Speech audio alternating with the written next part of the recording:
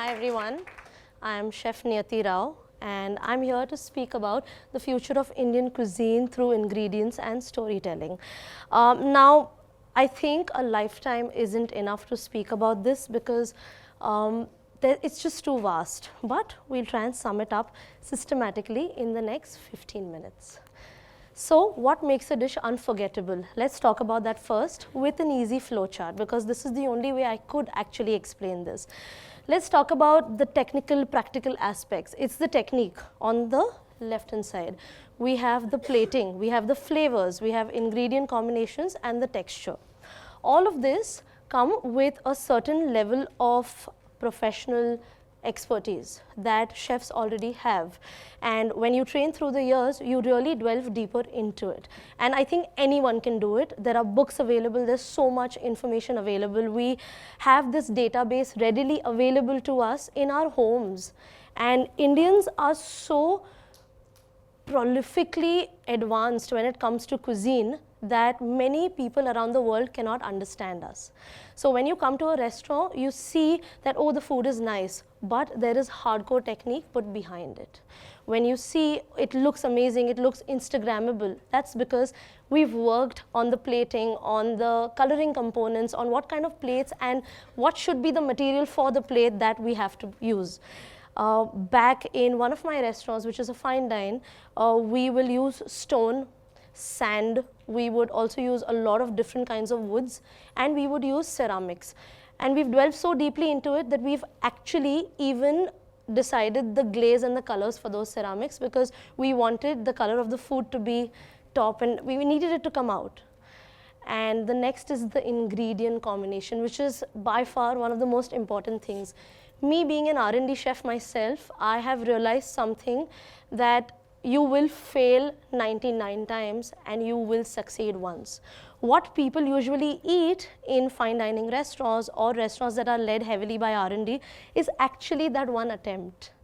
And the ingredient combinations it's not a fluke, it's a trial and test again and again. If I have to combine something as basic and simple as a coriander seed with a carrot, with a pumpkin, in different proportions, it would work differently. And then what we chefs have to even think forward is how would each of the different individuals who come to eat at our places would perceive that. Because at the end of the day, my friends, food is a very subjective thing. I might love a certain kind of egg, like I don't know, fried egg. Someone else might hate it. So a lot of those components come into play. And as y'all are going to be marketing geniuses of the future, that is what y'all have to sell if you ever join an F&B place. Having said that, the texture is one of the most important things. You eat with your eyes first, then you eat with your ears as well. Nowadays, it's all of the sensory experiences that come into play. But at the end of the day, you do eat with your mouth. And the first 3 bites make it or break it for the rest of us. It's something as simple as eating popcorn. You eat a caramel popcorn, it's a different texture. You eat a normal one, salted one, it's a different texture.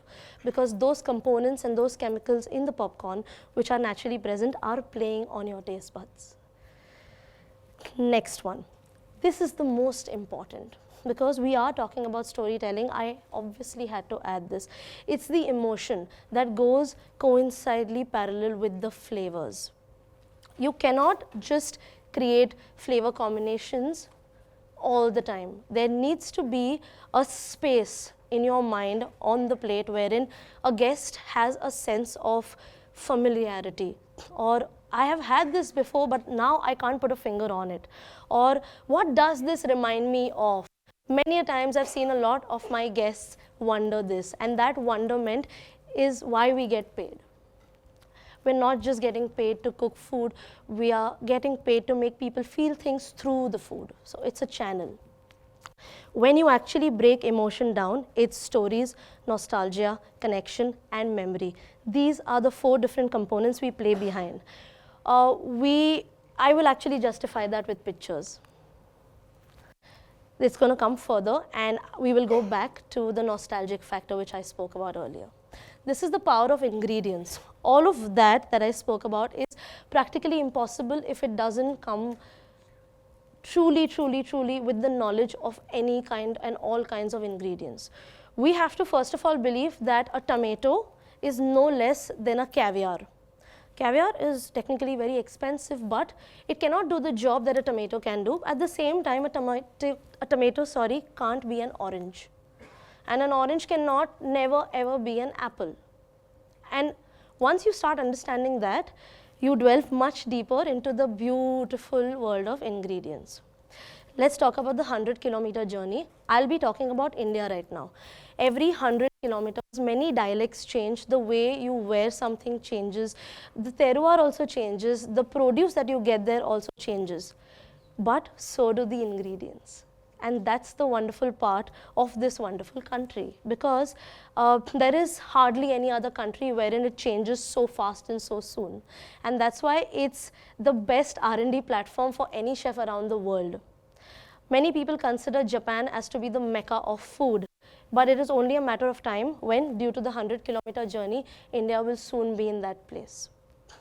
Next, a highly evolved ancient outlook. As I said, Indians are very evolved. We have worked on our books like Ayurveda for maybe thousands of years. We did it when nobody did it. We knew what to eat when. You know, sometimes you'll hear our grandmothers say, oh, Shravan mein, please don't eat non-veg. It's actually very scientific. It's maybe got nothing to do with religion. It's only and only because the planetary alignments that time just do not suit your digestive needs. And if you eat certain things, it will make you sick. So it's much more physiological than it is psychological. And understanding that as the young beings, as the young adults of the country, is what's going to push us forward. When you actually have the realization. I had this realization that I belong to one of the best countries in the world when I was in Copenhagen. I was training there in a 3 Michelin star restaurant, which was that time #1 in the world. And they took something as normal as a pumpkin, because that was what would grow for 6 months. It was very cold. And they would create magic out of it. That kind of effort needs to be put when there is nothing. Imagine putting that kind of effort when we have everything. So what you see in this picture is a fruit called durian. It's really appreciated in Malaysia and a lot of Southeast Asian countries. We were the first Indian restaurant to actually get Indian durian. It's been a passion to introduce ingredients which nobody thought would exist in India, but they actually do. It's only a matter of finding them. And that takes 6 months, 1 year of R&D to base the logistics on. Not outside, inside. It justifies my 100-kilometer journey. We have to look within. Micro cuisines are getting better, they're increasing. R&D. It's not possible without any kind of research and development. You have to go, you have to speak to people, and people in areas which normally you would never delve into, like maybe a Konoma village in Nagaland. The photo that you actually see of, she is actually a Peno auntie, and I met her in Konoma, and she is one of the best people who makes akhuni, which is fermented soybean. Akhuni is a spine of the Naga cuisine. It's one of their most important ingredients, and it's one of the most technical things to actually make. So much so that temperature control, like all other ferments, is key. We had to go to her to learn. We could have easily gotten akhuni, but that's not the point. Who do we pass this large legacy to? It's a golden database that we are sitting on, people. We're literally sitting on it. Preserve and regenerate. Once I learn how to make akhuni, I try my variations, but first I want to try the basic. That's preservation. Regenerating is on me, which is supported by R&D as to what I actually want to do with it, how I want to put it across internationally to the entire world to perceive. Then is the cultural respect. If it's a very simple thing, guys. एक ज़माने में ऐसा बोलते थे that if you eat someone's food, you are already halfway there to become family. That stands true. You cannot respect somebody if you can't respect what they eat. And I will end that cultural respect there, because that is all it is.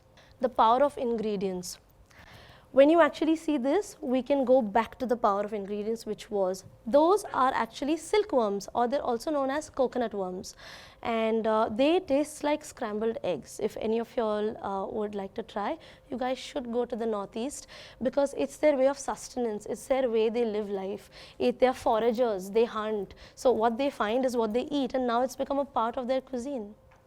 But we've not brought it to Bombay yet, but we did try it, and we had a chutney that was made out of it, which blew our minds as to how something could taste so close to scrambled eggs. The next one are indigenous Indian mushrooms. There are a lot of suppliers. One very important part of the power of ingredients is being nice to your suppliers and giving them a platform that they could actually showcase produce that nobody else was doing before. And those were actually the mushrooms from one of the suppliers in Delhi. He has actually tried to grow these mushrooms for around 8 years, and he finally found success last year. One of our restaurants was the first one to receive this batch, but the chefs were constantly brainstorming with him to actually get it right. So it's a collaborative effort. We see collaborations everywhere. There have been collaborations amongst Indians for thousands of years. We have to help each other as a community to make it grow. And the last one, it's inside of a fish. That fish is an extraordinary fish which people never thought they would find in India. You find it at the northernmost tip, Jammu and Kashmir. That is the Himalayan rainbow trout. And there is no other trout in the world that's actually a rainbow trout. This one is the true rainbow trout. And what you see inside are its eggs. Again, we were the first to actually introduce those eggs into the market, for the mere reason that a lot of excise and a lot of things make it hard to import some things from the outside. So we thought, hey, why not just try and find something which is equally good? And that's what we did. So R&D will boost different ingredients. 5 years from now, some chef will do it much better than me. But that's what I want. You want to pave the way for the people who paved it for you once. Sustainability, much, much beyond a buzzword. It is, many people use it as a flex jargon. But at the end of the day, sustainability is all around us. We don't need to tell people that we're saving banana peels and making jam out of it. Sustainability is not about that. It should happen very organically, very really. No middlemen, number one. When you take things from a farmer and not from a normal vegetable supplier, when you actually take the efforts, you boost them. That is sustainability of the agricultural business as well. And that's a very important component which many of us don't pay attention to. There's a difference between real markets and the so-called city farmers markets. And it's just about that. Organic waste reduction fueled by R&D. If the chefs know what to do with the ingredients, like for suppose we have a lot of lemons, we use a lot of lemons in our restaurant, but we don't use the peels. What do we do with the peels? We preserve them. We could have easily thrown them, but in 2-3 of the dishes, we genuinely need the preserved lime. And hence, we preserve it. So organically, we are being sustainable without saying we're sustainable. The logistics ladder.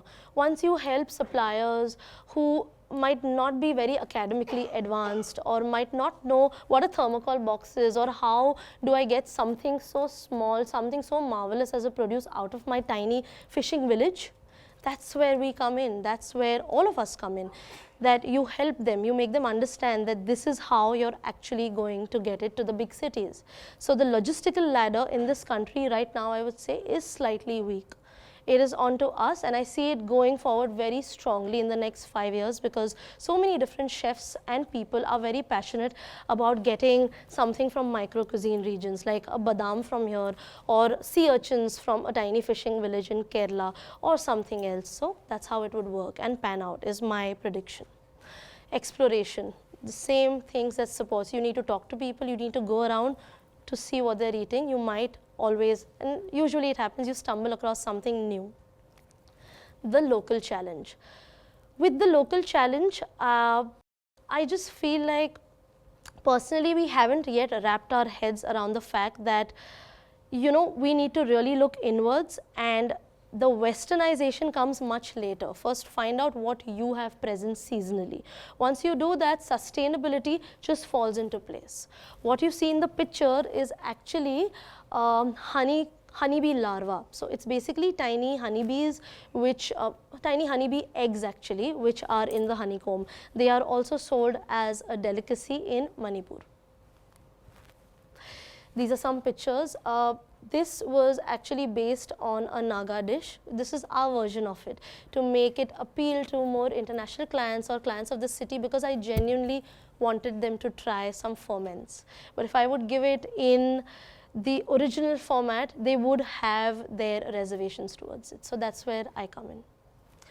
The next one, this is actually a yam paste, guys, and this yam paste takes the longest time to make. It takes 4 months. It looks so ordinary, but you will forget all kinds of misos and soy sauce if you taste this. Let's just keep it at that. And that is gunda.